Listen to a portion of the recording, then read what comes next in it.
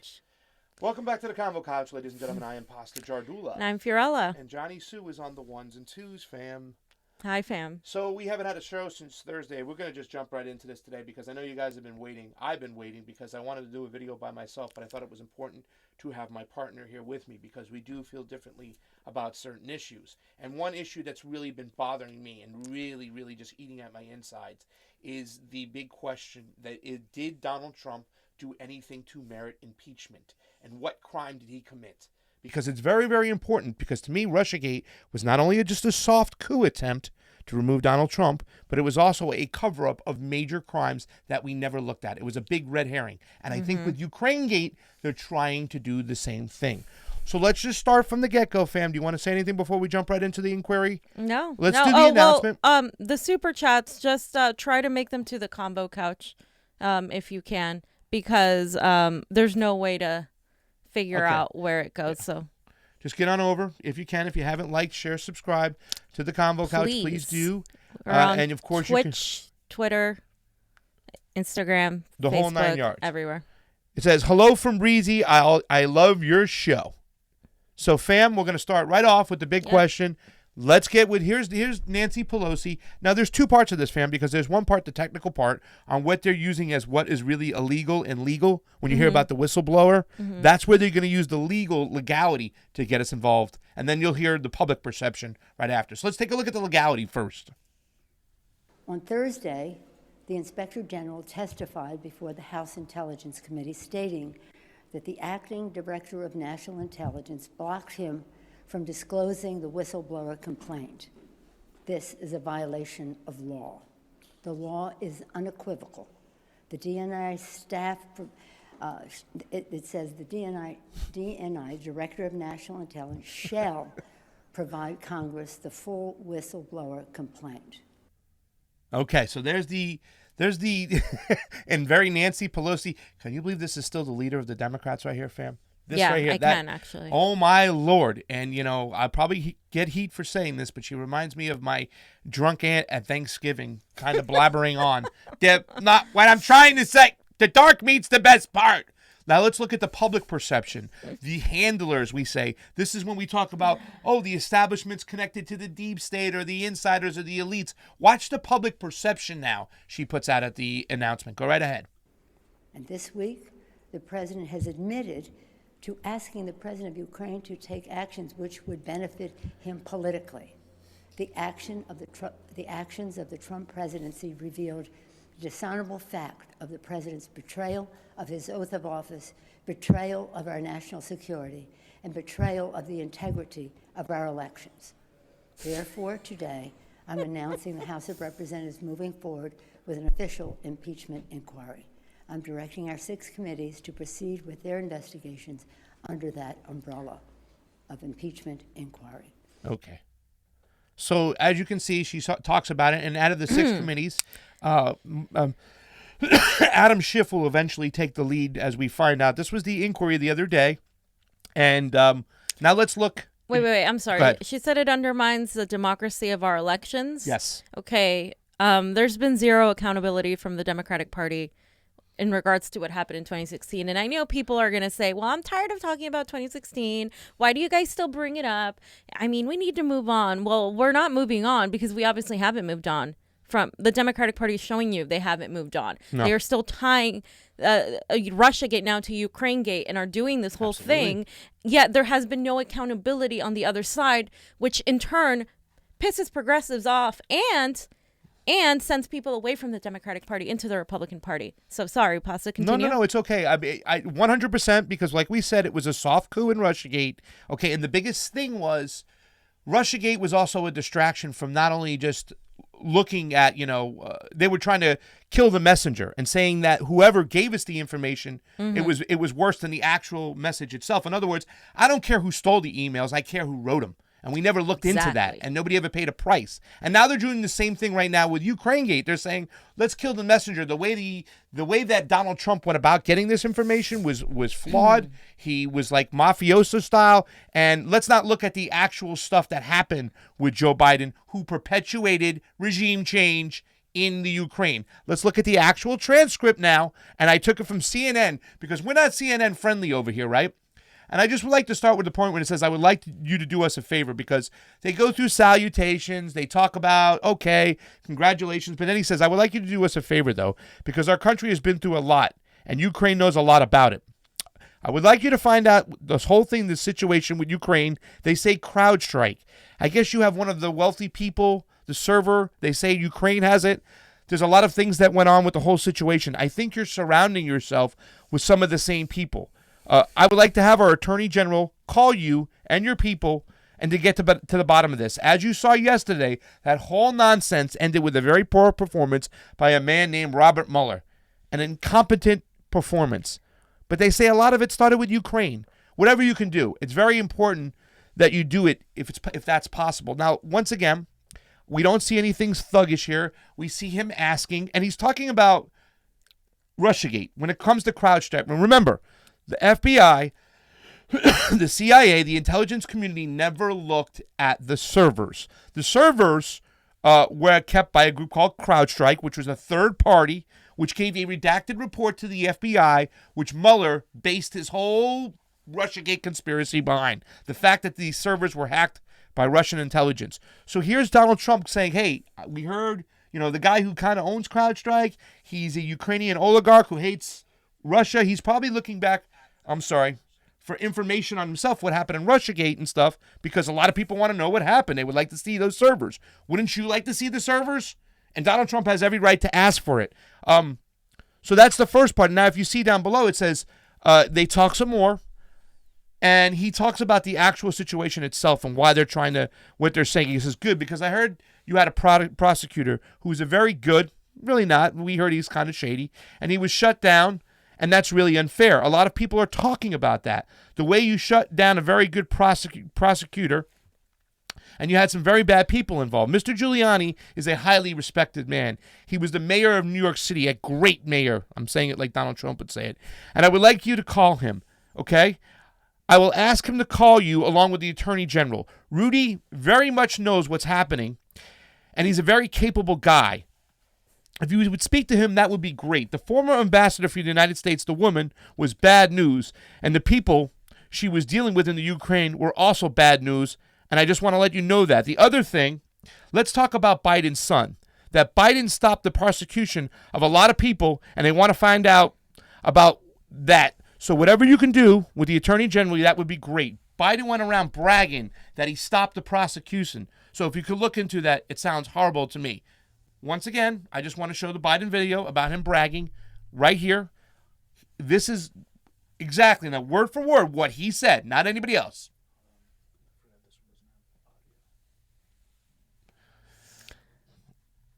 And then we're going to see later on how what Trump said was completely turned around and made into something else. Yeah. And I'm really pissed because now I'm having to pretty much side We're with going Trump. over convincing our team, or others, to convincing us that we should be providing for loan guarantees. And I went over for, I guess, the 12th, 13th time to Kyiv, and I was supposed to announce that there was another $1 billion loan guarantee. And I had gotten a commitment from Poroshenko and from Yatsenyuk that they would take action against the state prosecutor, and they didn't. So they said they were walking out to press conference. I said, no, I said, I'm not going to, or we're not going to give you the $1 billion. They said, you have no authority. You're not the president. The president said. I said, call him. I said, I'm telling you, you're not getting the $1 billion. I said, you're not getting the $1 billion. I'm going to be leaving here. And I think it was, 6 hours? I looked, I said, I'm leaving in 6 hours. If the prosecutor's not fired, you're not getting the money. Oh, son of a bitch. Got fired. And they put in place someone who was solid. Yeah. He was solid for your cause. Yeah. I mean, you just incriminated yourself. And here's something else to think about, fam. What did President Obama know? He said, call the president. So Right. if they go looking into this, which they Right. will, and we talked about this 6 months ago, about how Biden perpetuated regime change, then financially enriched himself. Well, what position did the president play? Did he know about this? He was their point man. And you're talking about atrocities, which we will be diving into the show because, once again, Biden is guilty as sin. Now, fam, you wanted to talk about your boy Adam Schiff, who sold to the public this mafioso perception. We just read right over there, right, fam? You're laughing because this is hysterical. We just read the actual transcripts from CNN. Go look at it yourself. And you tell me if Adam Schiff is it's Adam Schiff. Adam Schiff for brains. Take a look at this guy, and I'll let fam elaborate on this. Go ahead. And so what happened on that call? Zelensky begins by ingratiating himself, and he tries to enlist the support of the president. He expresses his interest in meeting with the president and says his country wants to acquire more weapons from us to defend itself. And what is the president's response? Well, it reads like a classic organized crime shakedown. Shorn of its rambling character and in not so many words, this is the essence of what the president communicates. We've been very good to your country, very good. No other country has done as much as we have. But you know what? I don't see much reciprocity here. I hear what you want. I have a favor I want from you, though. And I'm going to say this only 7 times, so you better listen good. I want you to make up dirt on my political opponent, understand lots of it. On this and on that, I'm going to put you in touch with people, and not just any people. I'm going to put you in touch with Attorney General of the United States, my Attorney General, Bill Barr. He's got the whole weight of the American law enforcement behind him. And I'm going to put you in touch with Rudy. You're going to love him, trust me. You know what I'm asking, and so I'm only going to say this a few more times, in a few more ways. And by the way, don't call me again. I'll call you when you've done what I asked. This is, in character, what the president was trying to communicate with the president of Ukraine. It would be funny if it wasn't such a graphic portrayal of the president's oath of office. Okay. Fam, what do you think, fam? I can't. Now, did he say any of that stuff in that phone call, guys? Johnny? No. I'd love to hear your opinion about this stuff right now. Adam Schiff for brains. Did he say any of that stuff in that transcript? None whatsoever. But Adam Schiff gets to go, elaborate, say some things, and then the media that's backed by him, you know, the same freaking team over here, right? They're going to clip up that part, and they're going to play it up over and over. And the public perception is that Donald Trump tried to shake down. I thought I was going to say something. Sorry, first. you go ahead. My bad. Go ahead. I just want you all to note how this is manufacturing consent, because he didn't even state that this is his opinion of how he thinks this went about in the beginning. He literally started and said, this is what was said, and then went on to a really bad script that could be put in a Hollywood film and started reading like some sort of gangster Italian mob movie where Pasta would probably be playing a character. And just it's funny because it's unnerving because he's lying. He's trying to make it seem like Donald Trump did this to use that deranged Trump syndrome against you so you can be like, wow, I hate Trump. Look what he did. We have to go after him. And then that just manufactures this idea that, yeah, let's focus on Trump. Only Trump, Trump, Trump. There's zero mention of anything that Biden could have done. And then at the very end, he's like, a characterization. Like, no, that is a blatant lie to get people to believe your narrative. And it's wrong, and everybody should be infuriated that the leaders of the Democratic Party are putting this out as fact. Yeah. Fam, I'm really sorry because I am really fired up. I couldn't wait for Johnny to come home to do this show. I have and I know at first, and as I explained myself, I think you were like a little bit surprised about how angry I was about the flip-flopping of Tulsi Gabbard on this issue, and we'll get to that at the end. We'll discuss that because this stuff is so bad and so deep. And of course, what would be short of any type of Trump TDS without a little Russia hysteria from our girl, Nancy Pelosi. Take a look at Nance on Morning Joe with Mika and the Deep State. Here it goes. Let me just say that I fully appreciate the need for a president of the United States to have conversations with leaders of other countries, and that some of that may want to be held close to the vest as part of his job. But I don't think it's part of the president's job to shake down leaders of other countries using taxpayer dollars to have them do something that is in his political benefit. It is wrong for any foreign government to interfere in our elections. And here you have the President of the United States asking for that. So it is, again, now we're engaged in a cover-up of that, but the cover-up of the cover-up, two wrongs do not make a right. And the president's going to have to answer that, and they know how wrong it is. So it's wrong for, as we saw with the Russian interference. And by the way, I think Russia has a hand in this, by the way. But we saw with the Russian disruption of our election last time, their interference, 100% confidence of the intelligence community, high confidence of the intelligence community that the Russians disrupted our election. That was wrong. The integrity. See what I'm saying, fam? The little Russia has no proof of that. Russia has a hand in this. And in the beginning, I just would like to say what she's talking about, because this is the harm that we talk about, which the Democrats don't care about, harming institutions. Because Donald Trump can't be the president forever, and somebody else is going to have to hold that office. And by the fact that he released those transcripts about a conversation with a foreign leader, it kills the institution. What foreign leader? If Bernie Sanders is the president and he needs to talk to somebody about something urgent, a foreign leader, to achieve some peace, but now the foreign leader says, wait a second, I'm not going to talk to Bernie Sanders on the phone.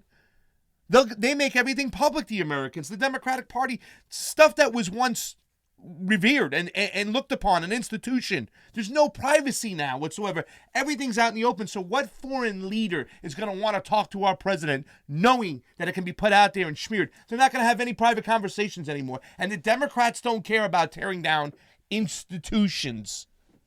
And that's how dangerous it was, the fact that he had to release it. And he happily released it. You know why? Because he made the Democrats look like friggin' idiots when he did it.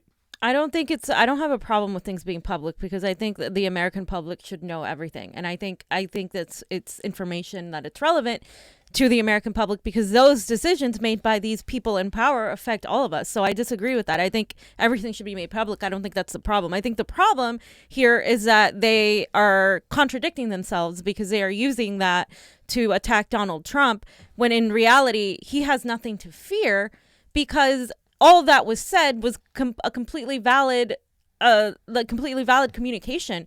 And the fact that Nancy Pelosi, without any sort of evidence, first of all, Russiagate is a conspiracy theory. It was completely dismissed. After 2-3 years of going through that, nothing came out of it. And now they're using Ukrainegate to bring back Russiagate, in case you didn't notice, because she's like, oh, I'm sure Russia has a hand in this. There's absolutely no evidence to say that Russia has anything to do with this. But her saying that as a public official, as a trusted public official, gives people the idea that, oh, there is. And unfortunately, too many people who all they watch is mainstream media start repeating these things and regurgitating the same things. And then when you ask them, where did you get your information from? They're like, well, it's true. There's evidence. The intelligence community, all these things.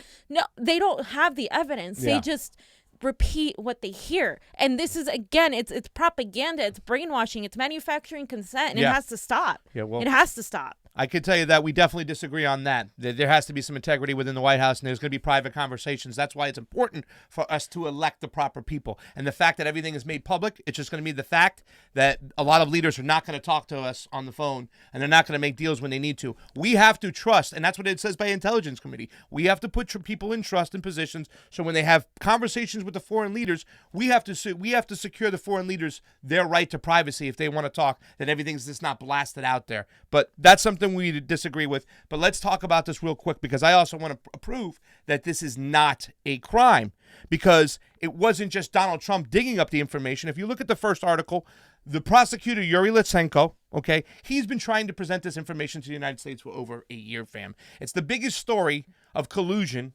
It says right there, okay,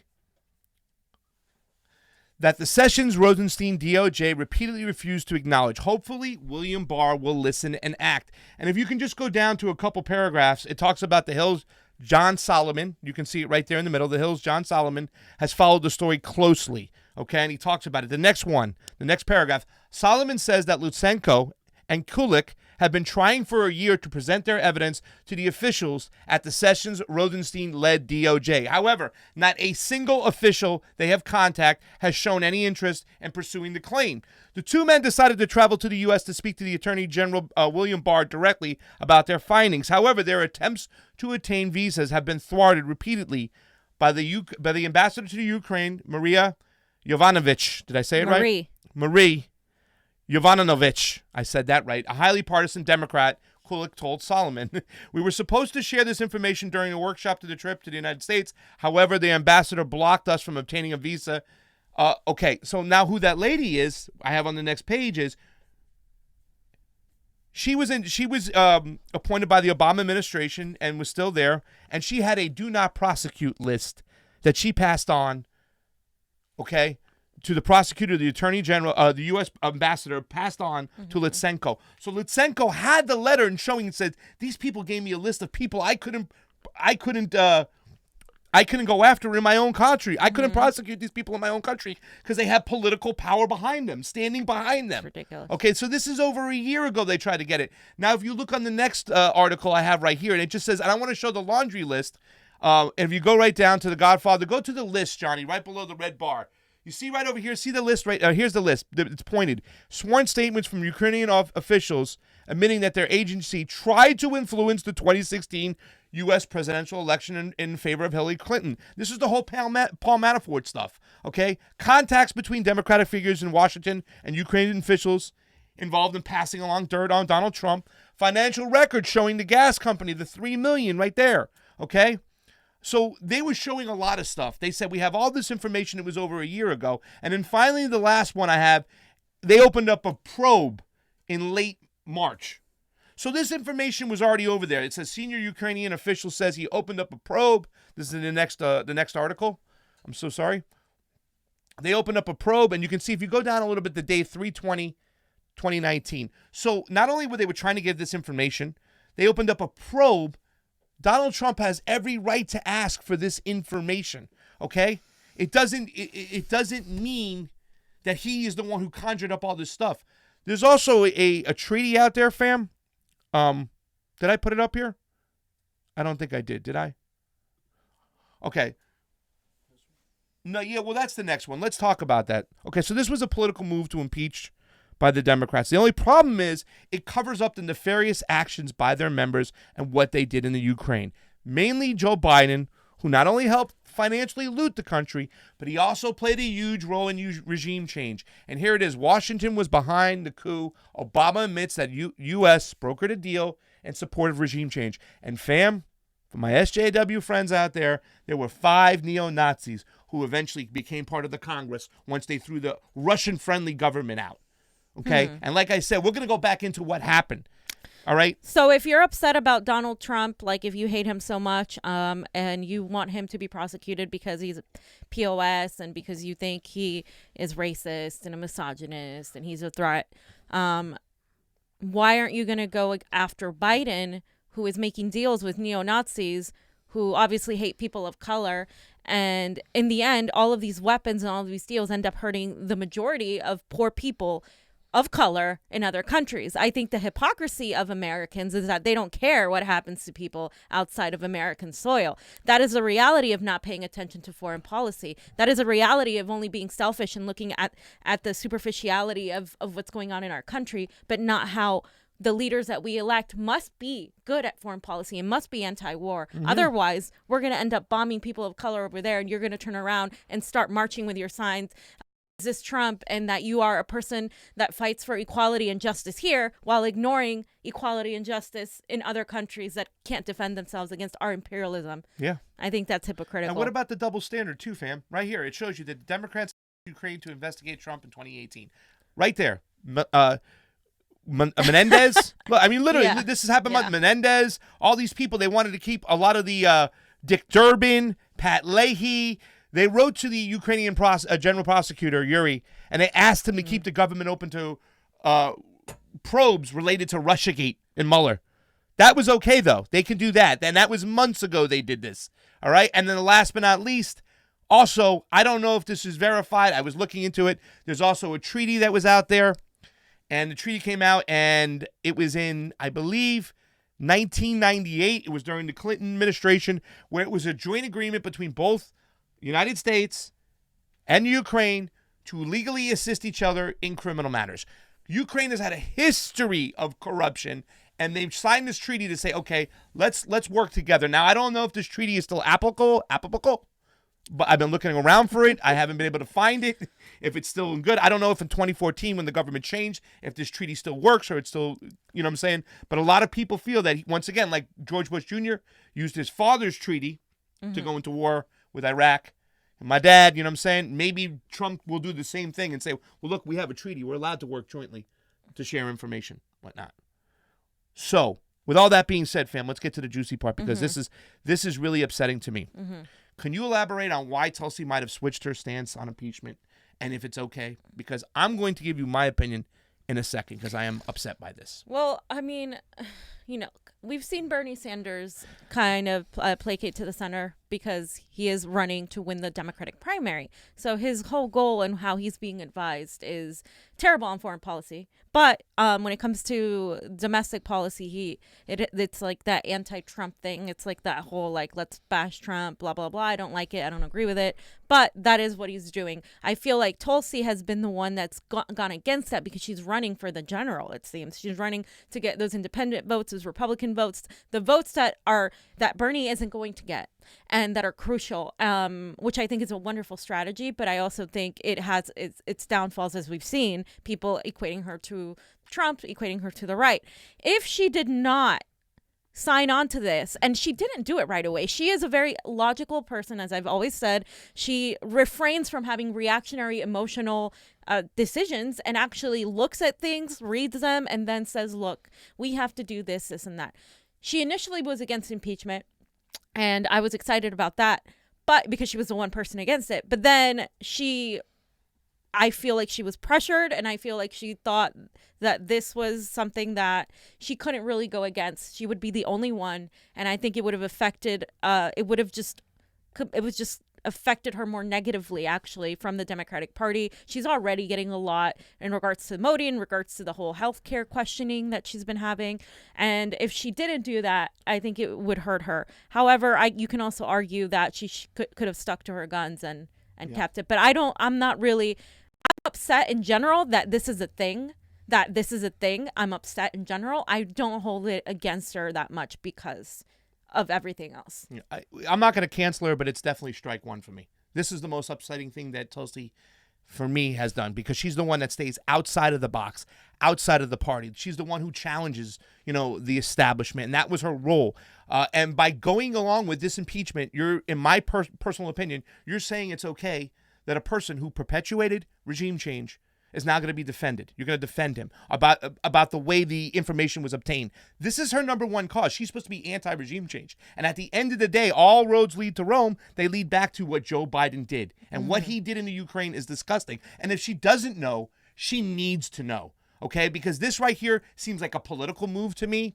And it's really and I'm the one who said, fam, with the Biden stuff, listen, she's going to have to get her hands a little dirty. She's going to have to do that stuff. And I had no problem with her defending Joe Biden as far as the way he was being attacked by Kamala and Corey. I understood the compassion behind people like Tim Black who were upset, the people like Nico who were upset, but I also understood that she was going after Kamala and Corey and Elizabeth the way they were attacking Joe Biden, because themselves, they were being very political when they were doing it. They were manipulating. They were very, you know what I'm saying?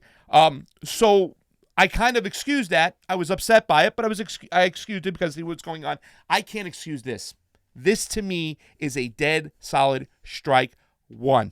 And it's going to lead to when we see her next, because here's the thing. A lot of people have been out there sharing our videos, fam, because we are Tulsi people, or if we're not, whatever. We ask our questions. We ask the hard questions to the people we like. We vet them properly. And Tulsi never, ever screens our questions. We get to ask what we want. My partner over here asked her about Kashmir when it wasn't popular. It was a very hard question. It wasn't something that she wanted to be talking about. I was the first person to ask her about Kashmir. Yes, you were. Now maybe people have followed up, but if we were Tulsi people, we would have avoided that question like the plague. But we asked them. I asked her a question about China. When I see Tulsi Ness, I'm going to ask her why she changed her stance on this and why it's okay to stand behind a impeachment which perpetuates regime change in the Ukraine by Joe Biden.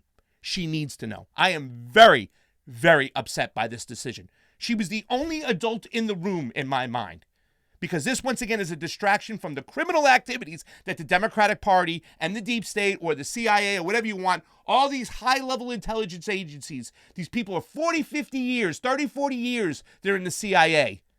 What do you think their mentality is? But she, Jonathan, do you have her latest tweet? Because she is, I really don't think she's for impeachment as much as she is for the legality of doing the inquiry and doing the things. Do you have her latest? Yeah, that one. Yeah. Let me get it if up Johnny, here for you. Johnny, if you want to read it.